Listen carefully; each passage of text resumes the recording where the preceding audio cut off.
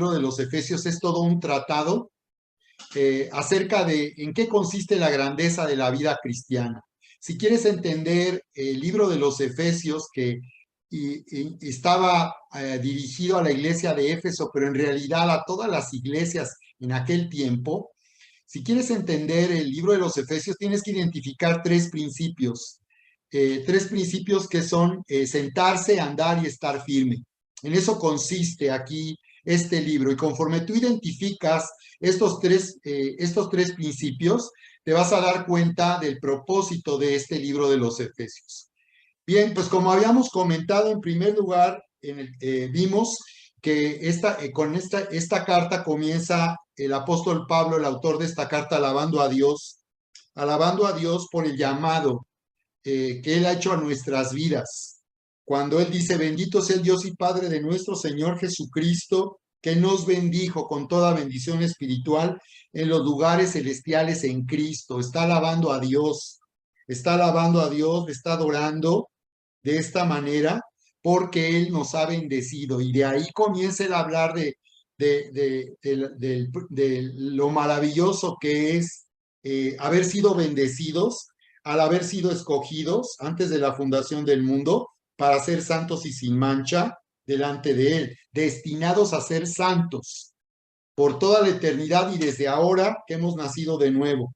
Entonces Él está alabando a Dios porque Él nos ha bendecido con toda bendición espiritual. Ya vimos que la naturaleza de la bendición de Dios es espiritual, porque Cristo, con su vida, muerte y resurrección, Él trajo una bendición espiritual a través de la cual Él nos da una nueva identidad y nos hace dueños de todo el bien de Dios, de todo su shalom y de toda su gracia. Así que el apóstol Pablo alaba a Dios por eso, porque él declara cómo nosotros hemos sido predestinados para ser adoptados hijos suyos por el puro deseo de su voluntad, para alabanza de la gloria de su gracia. Está hablando, describiendo toda esta bendición, con lo cual él nos dice cómo finalmente hemos sido hechos, hemos sido llevados, dice, a los lugares celestiales para estar sentados con Cristo. Así que veíamos que en el verso 15 él comienza a hablar de la importancia de orar para que nos sea dado espíritu de sabiduría y revelación. Dice él, en el conocimiento de él, alumbrando los ojos de nuestro entendimiento. Y vemos que si entonces ya Dios nos bendijo y todo ha sido hecho a nuestro favor, y él nos ha hecho sentar en los lugares celestiales, lo que necesitamos para vivirlo, para que esta sea nuestra experiencia personal, necesitamos espíritu de sabiduría y revelación. Por eso constantemente yo oro de esta forma, para que el Señor nos dé entendimiento, nos bendiga con sabiduría, Él abra nuestros ojos, los alumbre, para que podamos identificar y conocer más y más al Señor, porque dice que su amor no tiene límite. Su amor dice también que cómo es tan alto, tan profundo, que nuestra mente no alcanza a entenderlo, pero con espíritu de sabiduría y revelación nosotros vamos a conocer quién es Dios, quién es Cristo, y de esta manera vamos a poder recibir todo lo que Él ya nos ha dado. Por eso Él decía, cuando habla de este espíritu de sabiduría, y por tanto también identificar, dice Él, el poder de la fuerza de Dios que operó en Cristo resucitándole de los muertos y le hizo sentar a su diestra en los lugares celestiales, sobre todo principado y autoridad. Está diciendo entonces que de esta manera alabando a Dios por esto que ha sido hecho por Cristo Jesús, y que cuando tenemos sabiduría y revelación podemos entenderlo, podemos entender que esta es nuestra nueva realidad para vivir esta experiencia, vivir de esta manera con autoridad. Y veíamos luego en el capítulo 2 cómo el apóstol Pablo nos habla de cómo hemos sido rescatados. El Señor nos ha hecho sentarnos, como dice aquí ahora dándole lectura, dice aquí cómo Él nos ha hecho sentarnos en los lugares celestiales para descansar con esta nueva vida en Cristo.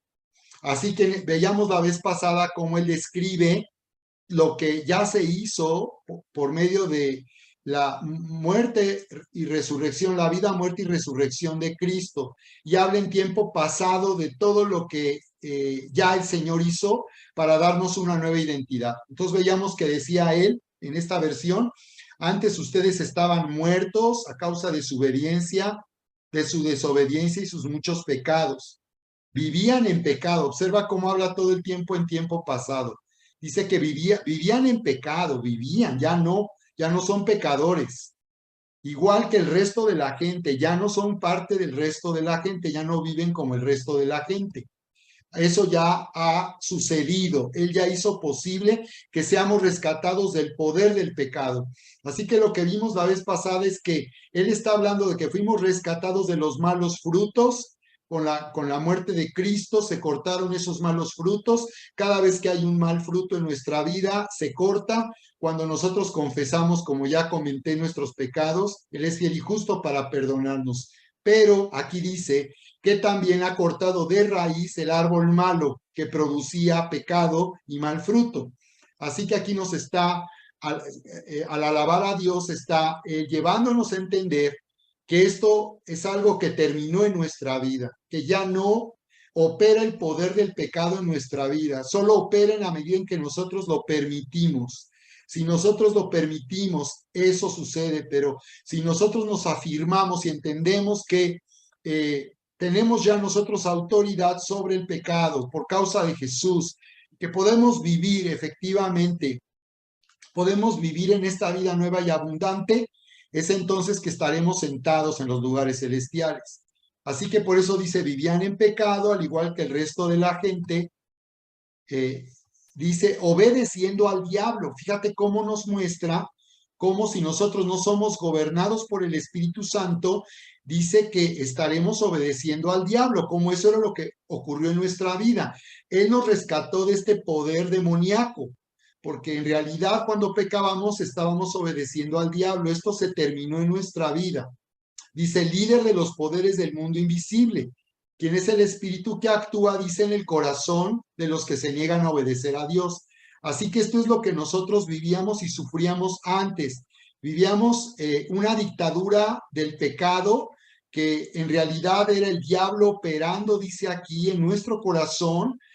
Al negarnos a obedecer a Dios, éramos incapaces de obedecer a Dios, éramos incapaces de hacer lo correcto. Esto terminó en nuestra vida. El Señor es nuestro libertador. Él nos ha hecho libres del poder del pecado y de Satanás para que ahora podamos vivir en una nueva identidad. Así que dice, todos vivíamos así en el pasado, así vivíamos. Eso terminó, siguiendo los deseos de nuestras pasiones y la inclinación de nuestra naturaleza pecaminosa. Y de ahí nos vamos a ir para terminar este capítulo 2, nos vamos a ir al versículo, que fue donde nos quedamos, versículo 11, donde ahora el apóstol Pablo nos va a hablar de lo que él hizo a través de Cristo Jesús, cómo quitó la enemistad o hizo morir la enemistad, como lo leímos la vez pasada, causada por el pecado.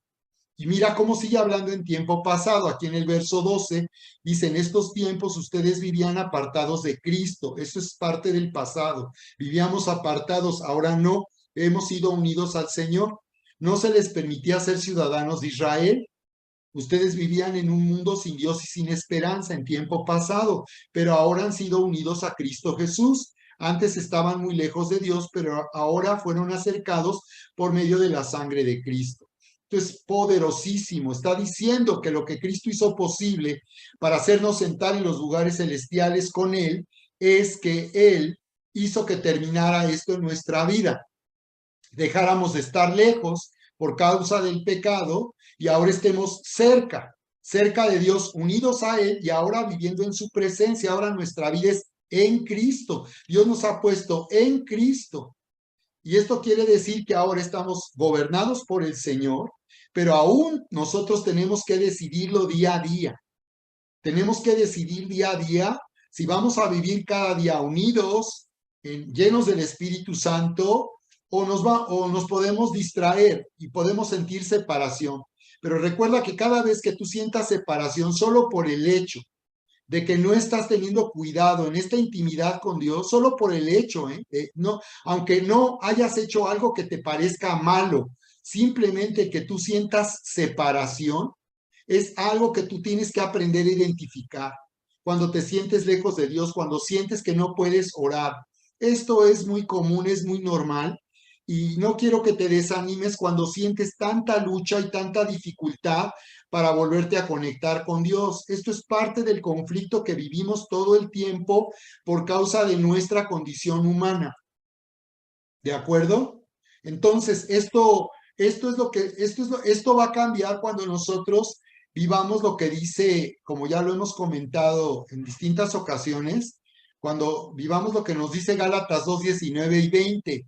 Seamos llenos del Espíritu Santo. Tenemos que esforzarnos en la gracia. Ya el Señor nos ha dado nueva vida y somos sus hijos, pero tenemos que oprimir el botón cada día para ser llenos del Espíritu, y a veces podemos sentir desánimo, mucha pesadez, nuestra carne está ahí porque esa es nuestra condición, nuestra naturaleza, nuestra carne. La carne nos separa de Dios, el Espíritu nos une a Cristo. Así que por esa razón es que hay días difíciles, hay días donde sentimos mucha dificultad para poder conectarnos. No te confundas, no te desanimes, eso es normal. Sigue adelante, sigue perseverando, síguete esforzando para ser lleno del Espíritu Santo. Y cuando tú lo hagas, comienza a orar en lenguas. Al principio te va a costar mucho trabajo, porque eso es normal, la carne no quiere.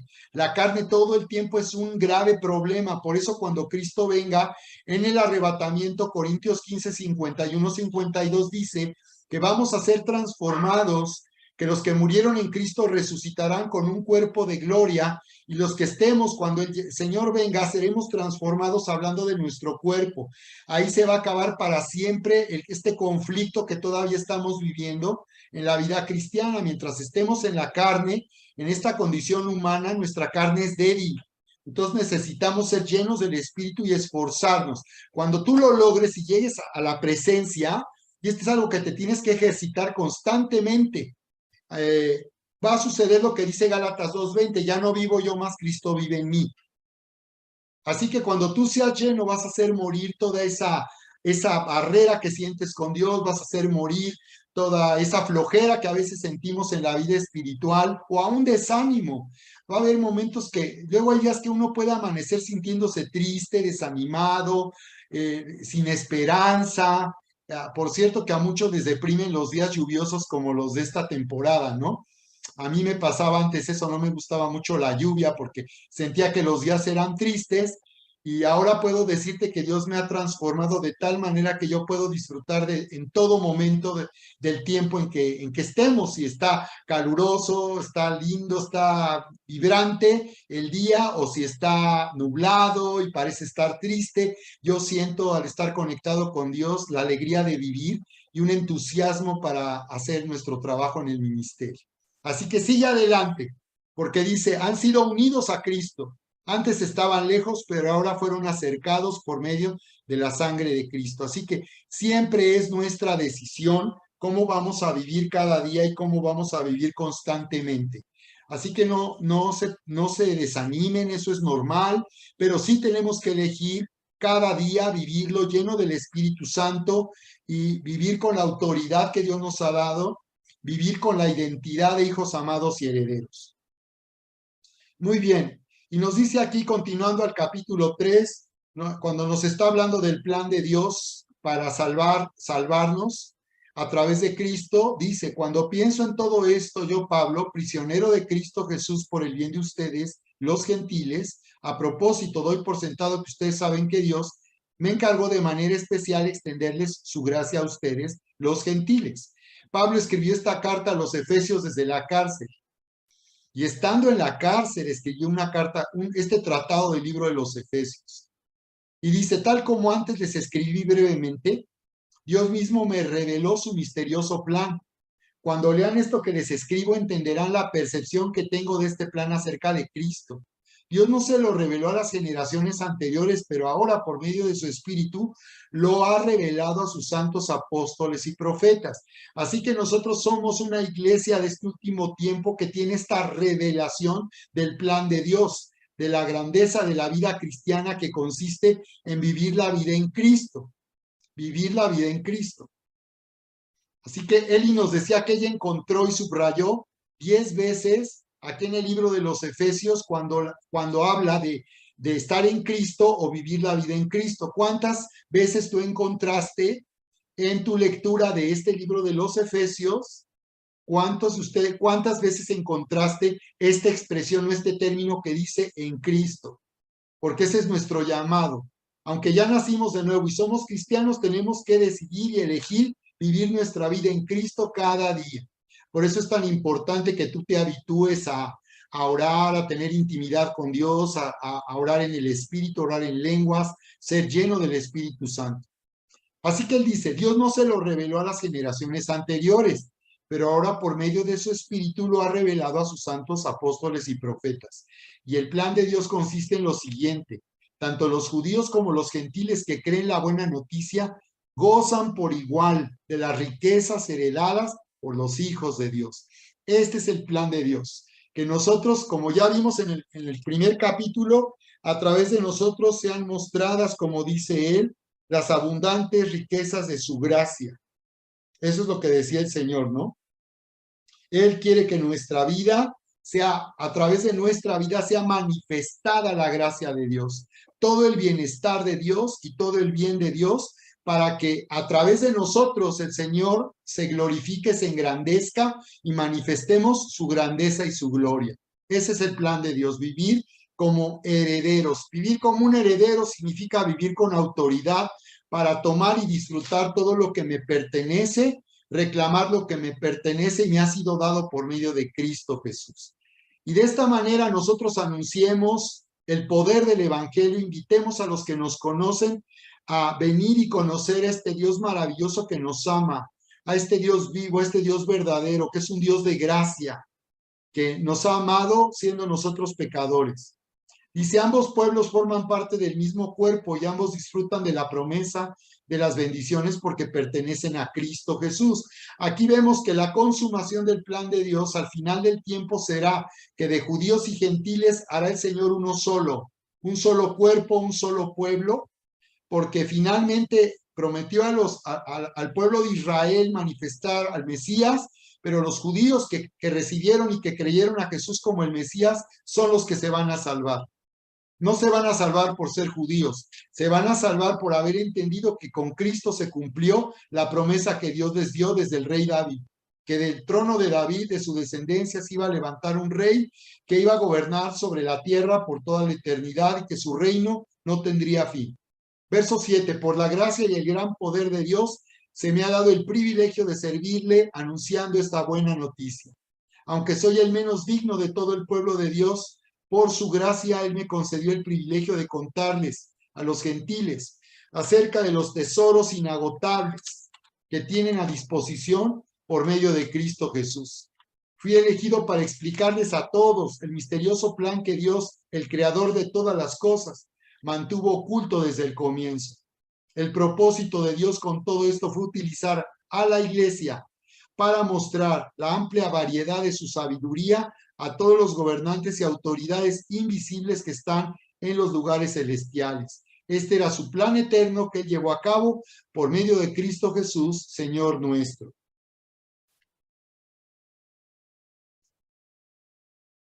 Señor nuestro, dice.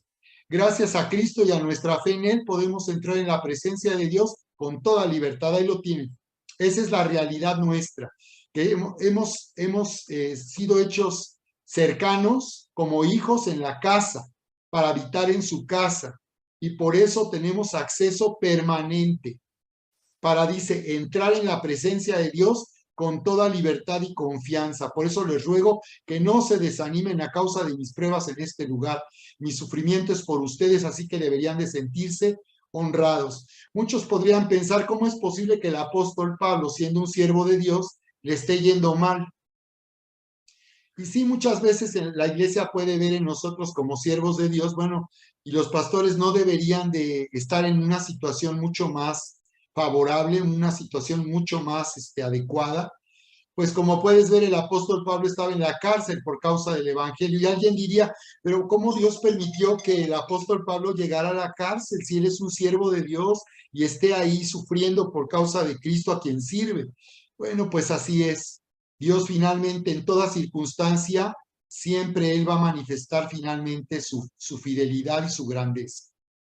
Así que, bien, quiero terminar con esto que nos dice aquí en la parte final de este capítulo 2, cuando dice que el plan eterno de Dios era utilizar a la iglesia para mostrar la sabiduría a todos los gobernantes y autoridades invisibles que están en los lugares celestiales. En la versión Reina Valera nos dice, para que la multiforme sabiduría de Dios sea ahora dada a conocer. Y aquí vamos a hablar del poder del testimonio. Dios nos ha llamado como su iglesia a hablar del poder, a darle poder a nuestro testimonio, a anunciar en el mundo espiritual, en la atmósfera espiritual, a los principados y las potestades, darles a conocer, anunciarles el Evangelio de Jesucristo, que el Evangelio de Jesucristo ha establecido a Jesús como soberano, como Rey de Reyes, Señor de señores, que Él tiene ahora dominio y autoridad sobre toda la creación. Tenemos que manifestarle esto al diablo, a Satanás y a sus demonios, que Cristo reina, que Él está en dominio de todo, como decimos luego, que Él está en control, pero sería todavía más correcto y adecuado decir que Él está en dominio de toda situación. Él está en dominio. En toda circunstancia Él está reinando y Él está gobernando, aunque las circunstancias puedan parecer decir lo contrario, esa es la realidad.